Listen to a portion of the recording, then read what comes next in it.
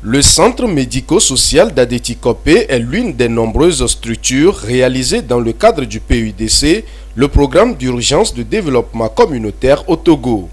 Dans sa composante 1, le PUDC est élaboré pour renforcer l'accès des populations aux infrastructures et équipements socio-économiques de base.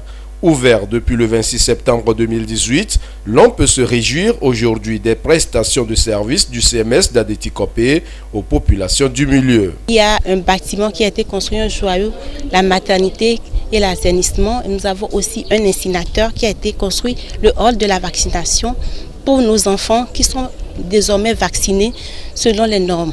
Nous pouvons dire que le centre a beaucoup évolué. Ça fait 1 an que nous avons été inaugurés et nous le disons avec les chiffres que nous avons au début. Nous étions à 204 consultations en janvier 2019. Aujourd'hui, nous nous retrouvons avec 1084 consultations. Dans la mise en œuvre du PUDC, le gouvernement togolais a sollicité l'appui du PNUD, le programme des Nations Unies pour le développement. C'est ce qui explique la présence de son représentant résident sur le site du CMS ce jour. C'est un ouvrage que je viens de voir qui est bien construit, bien équipé. Sans la santé, on ne peut rien faire.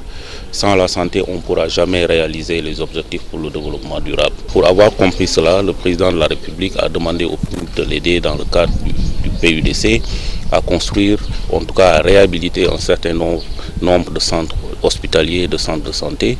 Je crois que le PUDC l'a très bien fait et on est aujourd'hui très satisfait de remarquer que les communautés sont satisfaites. Les médecins, les infirmiers, en tout cas tout le corps traitant qui travaille ici se réjouit aussi d'avoir un joyau comme ça qui leur permet de travailler dans de très bonnes conditions. C'est un moment de joie pour le personnel soignant, les leaders communautaires d'Adéti Kopé, mieux tous les bénéficiaires.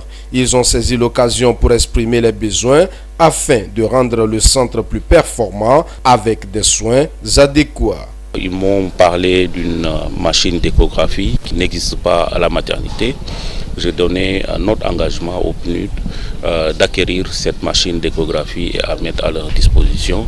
Et pour le laboratoire, effectivement, on va certainement voir aussi avec le ministère de la Santé, avec nos collègues de l'OMS, comment le PNUD pourrait contribuer un peu à améliorer les conditions de travail au laboratoire.